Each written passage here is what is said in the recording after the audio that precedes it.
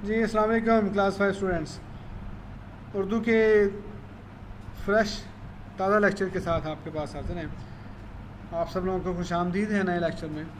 آج ہم مزید ریڈنگ کریں گے جی۔ ہم نے لاسٹ ٹائم یہاں تک پڑھ لیا تھا اور آج ہم پڑھ رہے ہیں جی، اس سے نیکسٹ ریڈنگ کر رہے ہیں۔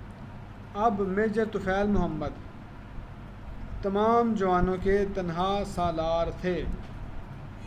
جو سردار ہوتا ہے، جو کمانڈر ہوتا ہے، اس کو سالار بولتے ہیں۔ تو جو ہیڈ ہوتا ہے اس کو ہم سالار کہتے ہیں۔ اب وہ تنہا مطلب اکیلے ہی سردار تھے، سالار تھے، انہوں نے کمانڈ دینے والے تھے جوانوں کو۔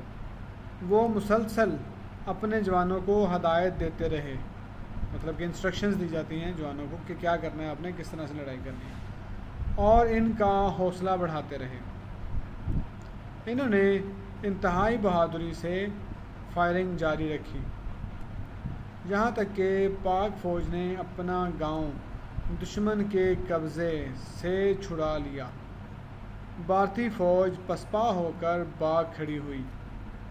پسپا ہونا مطلب کہ ہار جانا، پیچھے کی طرف جانا۔ جب بھی فوج پیچھے کی طرف جائے ہم کہتے ہیں پسپا ہو گئی ہے جی، پیچھے کی طرف بھاگ گئے ہیں۔ تو جو دشمن کی فوج ہے وہ پسپا ہو کر پیچھے کی طرف جو ہے وہ بھاگ اٹھی۔ میجر طفیل محمد زخموں سے چور ہونے کے باوجود اٹھے اور اپنے زخمی جوانوں کی دیکھ بھال کرنے لگے۔ زخموں سے بہت سارا خون بہہ چکا تھا، مگر اس مجاہد کا حوصلہ ابھی جوان تھا۔ پاک فوج کے اعلیٰ افسران کی آمد پر میجر طفیل محمد اٹھے، انہیں سلیوٹ کیا اور کہا، جناب میں اپنا فرض ادا کر چکا ہوں، دشمن بھاگ چکا ہے۔ یہ کہہ کر وہ گر گئے اور ہسپتال پہنچ کر شہید ہو گئے۔ ڈاکٹروں نے اس بات پر شدید حیرت کا اظہار کیا کہ وہ پیٹ میں 3 گولیاں لگنے کے باوجود نہ صرف 5 گھنٹے زندہ رہے بلکہ لڑتے بھی رہے۔ بہادری اور جانثاری کے اس عظیم کارنامے پر انہیں نشان حیدر سے نوازا گیا، جو پاکستان کا سب سے بڑا فوجی اعزاز ہے۔ تو میں نے اسی مشق کے شروع میں آپ لوگوں کو بتایا تھا کہ سب سے بڑا فوجی اعزاز ہے۔ سول اعزاز ہمارے پاس اور بھی ہیں، جیسے نشان امتیاز ہے، وہ سول اعزاز میں سب سے بڑا ہے۔ اس عظیم جان باز سپاہی کی یاد آج بھی ہمارے دلوں میں زندہ ہے۔ خالص الفاظ اس میں کیا ہے؟ نذرانہ، مطلب کہ نذرانہ دینا، جیسے ہم کسی کو ڈونیشن دے دیتے ہیں، تو اللہ کی راہ میں جان کا نذرانہ دینا، ڈونیٹ کر دینا، عطیہ کر دینا۔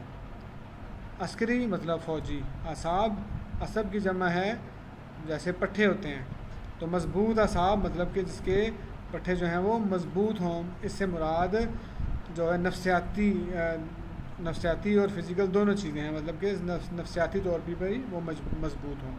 شجاعت مطلب بہادری، بانپ لینا مطلب کہ اندازہ کر لینا، صورتحال کو دیکھ کر جج کر لینا کہ یہ معاملہ ہوگا۔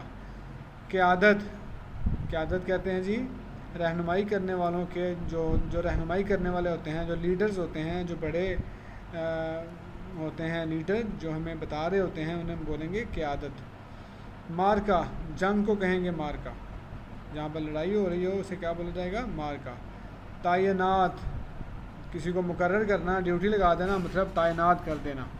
مورچے، میں نے بتایا تھا بیٹا جو مورچے عام طور پہ زمین کھود کے بنائے جاتے ہیں یا پھر ریت کی بوریاں وغیرہ رکھ کر تو اپنا ٹھکانہ بنا لیتے ہیں، چھپ جاتے ہیں، فوجی اسے بولتے ہیں مورچہ۔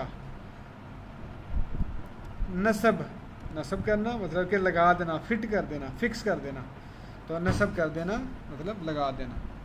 پسپا، ہرا کر پیچھے کی طرف بھجوا دینا، پیچھے کی طرف دھکیل دینا۔ پسپا کرنا مطلب پیچھے کی طرف دھکیل دینا۔ تو یہ اس کے خاص الفاظ تھے۔ آج کا جو لیکچر ہے بیٹا، آج کے لیکچر میں اس کا ریڈنگ کا جو سیکشن ہے وہ کمپلیٹ ہو جاتا ہے۔ اب ہم تھوڑا ایکسرسائز کے بارے میں دیکھیں گے جی۔ تو نیکسٹ پیج پہ چلتے ہیں، پیج نمبر 33 کے اوپر۔ پیج نمبر 33 ہے بیٹا، یہاں پر ہم اس کی ایکسرسائز جو ہے وہ اٹیمپٹ کریں گے۔ سبق کے مطابق درج ذیل سوالات کے جوابات دیجیے۔ تو پہلا سوال ہے بیٹا، میجر طفیل محمد کب اور کہاں پیدا ہوئے؟ میجر طفیل محمد کب اور کہاں پیدا ہوئے؟ تو یہ ہمیں بالکل پیج 1 کے اوپر دیکھ سکتے ہیں کہ میجر طفیل محمد جو ہیں یہ 1914 کے اندر، ابھی آپ کی اسکرین پر نظر آ رہا ہوگا، 1914 کے اندر مشرقی پنجاب کے علاقے ہوشیارپور میں پیدا ہوئے تھے۔ یہی اس سوال کا جواب ہے۔ یہ آپ نے نیٹ کر کے اپنی کاپیوں پہ لکھنے ہیں جی، سوالوں کے جوابات آپ نے نیٹ کر کے اپنی کاپیوں پہ لکھنے ہیں، تو کاپی ورک بھی میں آج آپ کو دے رہا ہوں۔ نیکسٹ کویشچن تھا جی، بھارتی فوجیوں کا مقابلہ کرنے کے لیے، بھارتی فوجیوں کا مقابلہ کرنے کے لیے میجر طفیل محمد نے کتنے جوانوں کا انتخاب کیا؟ تو اس کا سوال بھی بالکل آسان ہے۔ انہوں نے 75 جوانوں کے اوپر مشتمل جو ہیں وہ 3 بنائے تھے، گروپس بنائے تھے، جس میں سے ایک گروپ کی وہ خود رہنمائی کر رہے تھے اور جنہوں نے اوپر سے جا کے حملہ کرنا تھا، جبکہ 2 جو گروپس تھے ان کو اعظم جو ہے ان کے سپورٹ کیا تھا، جو ان کے بعد اس کے نائب تھے محمد اعظم۔ محمد اعظم نے دونوں اطراف سے حملہ کرنا تھا، مطلب کہ تینوں طرفوں سے حملہ ہو جانا تھا، ایک پیچھے سے اور 2 اطراف سے حملہ ہونا تھا ان کے اوپر۔ تیسرا سوال ہے جی، چھوٹے چھوٹے سوال ہیں، ان کے جوابات ہیں، تو آج میں آپ کو 3 سوال دے رہا ہوں کاپی ورک کے لیے۔ آپ نے اپنی کاپیوں کو خوبصورت بنا کر، حاشیہ لگا کر، ان کے اوپر ڈیٹ اینڈ ٹائم لکھ کر، ڈیٹ اور ڈے لکھ کر، مارکر کے ساتھ ان سوالوں کو لکھنا ہے اور پین کے ساتھ ان کے جوابات لکھیں گے۔ میں نے بتایا 1914 میں ہوشیارپور کے علاقے میں، جو مشرقی پاکستان ہے وہاں کے علاقہ ہے ہوشیارپور، وہاں پہ پیدا ہوئے تھے۔ بھارتی فوجیوں کا مقابلہ کرنے کے لیے کتنے جوانوں کا انتخاب کیا؟ تو 75 جوانوں کا انتخاب کیا تھا۔ دشمن پر حملے کے لیے میجر طفیل محمد نے کیا حکمت عملی تیار کی؟ یہ بھی میں آپ کو بتا دی کہ 3 ٹولیاں بنا دیں، ایک کی وہ خود قیادت کر رہے تھے، جبکہ 2 انہوں نے حوالے کر دیے محمد اعظم کے۔ تو یہ حکمت عملی تھی کہ پیچھے سے حملہ کریں گے اور دونوں اطراف سے حملہ کریں گے، یہ حکمت عملی ہے۔